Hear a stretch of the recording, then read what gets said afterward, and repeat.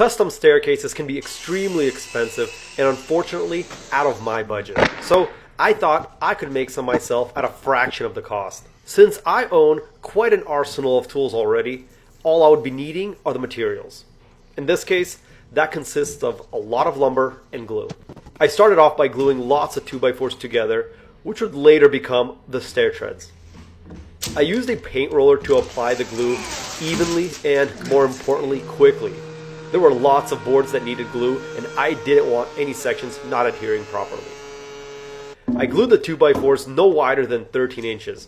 That way, I could use my DeWalt planer to smooth the surface quickly. Some of the stair treads will be much wider, and I'll be gluing two sections together later on after all the planing is finished, making it much easier to sand later on. Now, when gluing the 2x4s together, I used parchment paper below to prevent the glue from getting on my clamps. I learned this lesson the hard way, of course.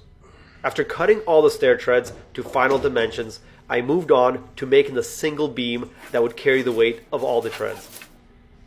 The beam consists of 4 2x6s glued together, and the boards were 16 feet long.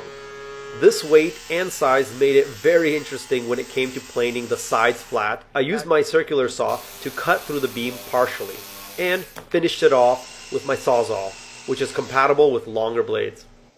The beam would be supported on the concrete floor on one side, and on the other against the wall. I joined sections of the beam together using Festool dominoes and glue alone.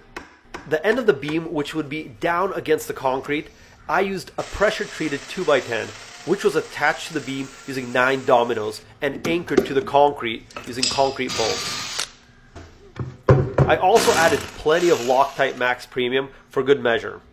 I used lag screws to attach the other end of the beam to the wall frame. Gluing the dominoes into the beam prior to setting it made it much easier to install. As you might have noticed here, I required the help of my better half when it came to getting the beam set into place.